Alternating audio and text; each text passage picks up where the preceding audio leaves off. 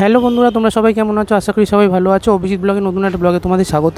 আজকে চলে এসেছি বাগবাজার পৌষকালী পুজোতে। বাগবাজারে খুব সুন্দর একটা পৌষকালী পুজো হয়। তো চলো আমার সাথে দেখতে থাকো কেমন কি লাইটিং করেছে আর কেমন ঠাকুর রয়েছে।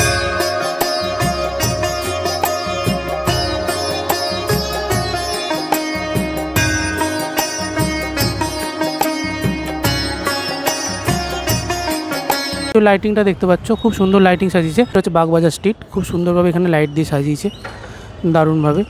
আর প্রতিটা বাড়িতেই প্রায় আলো দিয়েছে। গেটটা খুব সুন্দর আলোকিত করেছে দেখতে পাচ্ছ বন্ধুরা। এখানে দেখতে পাচ্ছ খুব সুন্দর একটা ড্রাগন করেছে। ড্রাগনটা আবার আওয়াজও করছে, সম্পূর্ণ আলো দিয়ে করা হয়েছে। এই আওয়াজটা শোনো তোমরা।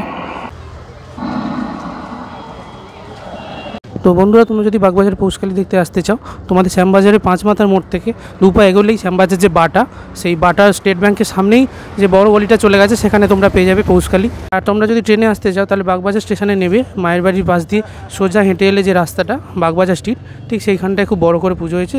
তো বন্ধুরা দেখতে পাচ্ছ বাগবাজার সার্বজনীন পৌষকালী পুজোতে এসে পৌঁছেছি। এই হচ্ছে স্টেজ। এই স্টেজে 25 থেকে 28 তারিখ অবধি বিভিন্ন ফাংশন, নাচ গান প্রভৃতি অনুষ্ঠান হচ্ছে।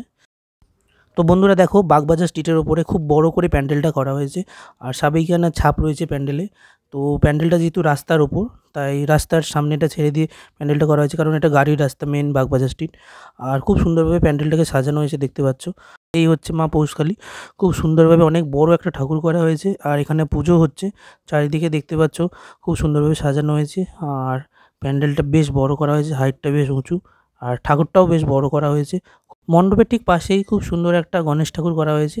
বেশ চেয়ারে বসে আছে গণেশ ঠাকুর, খুব সুন্দর। তো বন্ধুরা, এই গণেশ ঠাকুরের একটা বিশেষত্ব হচ্ছে, ওনাকে পায়ে হাত দিয়ে প্রণাম করলে উনি উঠে দাঁড়িয়ে আশীর্বাদ করছেন, যেটা খুব ভালো লাগলো। আর ফার্স্ট টাইম দেখলাম আমিও তাই জন্য ওনাকে প্রণাম করলাম চরণে হাত দিয়ে, আর উনি আমাকে উঠে দাঁড়িয়ে আশীর্বাদ করলেন। ঠাকুরের কাছ থেকে আশীর্বাদ কে না নিতে চায়। খুব সুন্দর একটা আইডিয়া হলো, ভালো লাগলো জিনিসটা। বন্ধুরা, তোমরা সকলে জানো পুজো হলে তো মেলা বসেই, তাই এখানে খুব সুন্দর গুড় কটকটি এবং বিভিন্ন জিলিপি বসেছে, আর এখানে ঘুগনিও বসেছে দেখতে পাচ্ছ। আর এই জায়গাটা দেখতে পাচ্ছ খুব সুন্দর করে সেই বাচ্চারা যেগুলোতে নাচানাচি করে স্পঞ্জের, সেই মিকি মাউস একটা রয়েছে। আর এখানে দেখতে পাচ্ছ খুব সুন্দর স্ন্যাক্স বিক্রি হচ্ছে, পকোড়া থেকে শুরু করে বিভিন্ন জিনিস। নর্মালি আমরা জানি দুর্গাপুজোর পর কালী পুজো হয়, কিন্তু এই যে পৌষকালী পুজো, এটা শুধু পৌষ পার্বণে হয়, কারণ পৌষের কালী ঘোচানোর জন্য। এটাই এর মাহাত্ম্য। আর প্রতি বছরই এখানে 24 থেকে 28 তারিখ অবধি পুজো। এবছরে 24 থেকে 28 তারিখ অবধি এখানে পুজো হচ্ছে। তো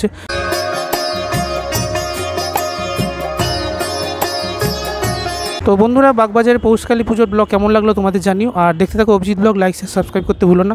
তো বাই বন্ধুরা, দেখা হচ্ছে নেক্সট ব্লগে নতুন বছরে।